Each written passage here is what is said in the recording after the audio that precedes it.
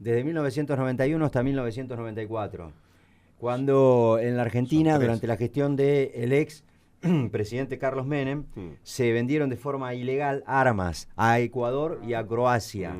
En aquel entonces, Ecuador estaba en un conflicto bélico con Perú.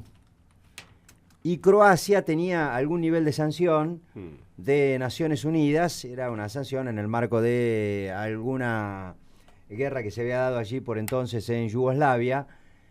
Y Argentina incumplió un tratado internacional, en este caso la de que Croacia no podía comprar armas, o nadie de ninguno de los que integran las Naciones Unidas le podían vender armas a Croacia. Y además incumplió también la obligación como garante de la paz que había firmado la Argentina en el conflicto, que no era nuevo, pero que estalló ese año entre Perú y Ecuador. Se conoce como el Trato de Río de Janeiro, porque allí en aquella oportunidad se reunieron, y entre los países que eran garantes de la paz, en el conflicto entre Ecuador y Perú estaba la Argentina. Y la Argentina, de Carlos Menem, le vendió armas a Ecuador, en el medio de un conflicto en el que era garante de la paz. De entrada suena ilógico. No, claro. Además de ilógico, es ilegal, por donde se lo mire, naturalmente. Para eso son los acuerdos internacionales. Y justo contra Perú, digamos, ¿no? Y esta es una apreciación absolutamente personal. Perú fue el único país que movilizó ejército y lo puso del lado argentino, espalda con espalda, en el conflicto bélico contra Malvinas, por Malvinas, contra el resto del mundo, ¿no? Claro, fue Perú bancó.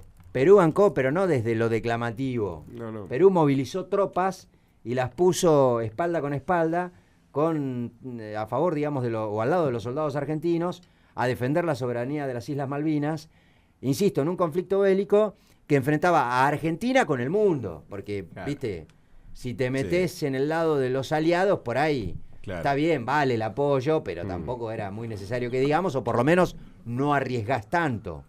Te tenés que meter del lado del débil frente al resto del mundo, como lo hizo participando de forma directa Perú a favor de la Argentina en aquel entonces. Fue lamentable por donde se lo mire lo que hizo. Menem firmó un par de decretos que en realidad ahí está la tramoya, porque el decreto de Menem no fue venta de armas a Ecuador y Croacia. El decreto de Menem en aquel entonces fue venta de armas a Panamá y a Venezuela. Son tan pelotudos, o no sé cómo llamarlos, por ahí un poquito fuerte, sobre todo a esta altura de la mañana. No, porque pelotudo es más fuerte que el boludo, ¿viste? Que en uno de los decretos que finalmente se terminaron desviando esas armas a Ecuador y a Croacia, se decía que la venta de armas eran para Panamá, que ni siquiera tenía ejército. Había sido invadida hacía poco tiempo por Estados Unidos, ni siquiera tenía ejército Panamá, pero resulta que le vendían armas a un país que no tenía ejército. Ahí empezó medio como que empezaron a sospechar. ¿Cómo que le vendés armas a un país que no tiene ejército? Claro. Y a Croacia porque se vio en alguna movilización croata algunas armas con sello argentino, y entonces ahí saltó la ficha de que habían vendido armas argentinas a Croacia. El escándalo destapa el diario Clarín. Fue una investigación en aquel momento del diario Clarín. Creo que el periodista era Daniel Santoro, el que trabajó ese tema. Escribió después él un par de libros sobre eso, sobre la venta de armas. Y la trastienda de lo que ocurrió en aquella oportunidad fue que Clarín le había pedido al gobierno de Carlos Menem lo que acaba de conseguir hace poco tiempo atrás, que era la posibilidad de quedarse con Telecom.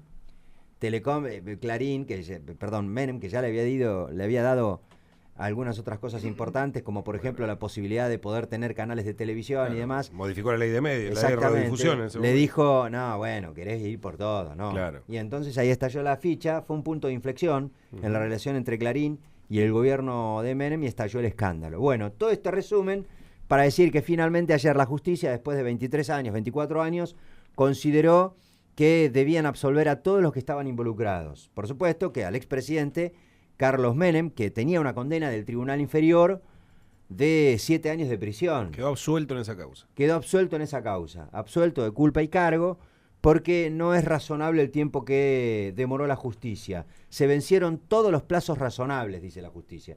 Lo llamativo del caso es que si el tribunal o la Cámara Federal de Casación Penal, digamos, que es el tribunal de última instancia para este tipo de situaciones, considera que hay que absolver a los que fueron responsables de aquella situación que derivó, paréntesis, no podemos no decirlo, en una explosión en la fábrica militar de Río Tercero, que provocó como mínimo 7 u 8 muertes y más de 300 y pico de heridos, se presume, nada más que para ocultar el faltante de armas que se vendieron de forma ilegal. Tremendo. Digo, de mínima, si un tribunal de esta naturaleza dice, miren, absueltos todos porque la justicia se fue al diablo, para hacerlo de alguna manera clara, por lo menos ordena investigar a quienes estuvieron llevando adelante la causa, porque es así, de mínimo, iniciarle un jury a los jueces anteriores. Y vos como máximo tribunal decís, no, es una locura, todos absueltos, porque la verdad es que lo que hizo la justicia, incomprensible. 23 años para resolver esto. Se pasaron todos los plazos. Absuelto porque se pasaron los plazos. Exactamente. Y nadie investigará a los jueces inferiores, que según la Cámara esta o la Sala Tercera de la Cámara Federal de Casación Penal, fueron los responsables. Eso es lo que pasó, señores, acá no ha pasado nada.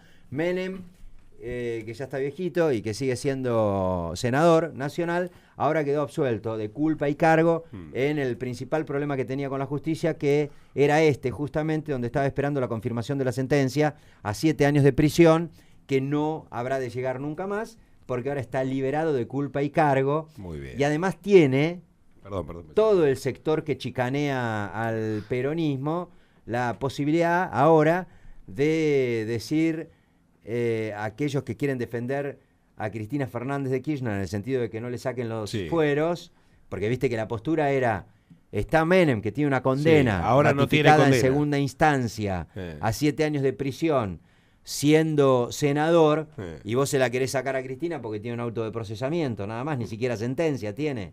Bueno, ese ejemplo se corre del debate parlamentario. Vamos a ver qué es lo que sucede y si este fallo tiene o no algún nivel de influencia acerca de la discusión que se viene en el Senado con relación a la situación procesal de la expresidenta Cristina Fernández de Kirchner y particularmente el pedido de desafuero.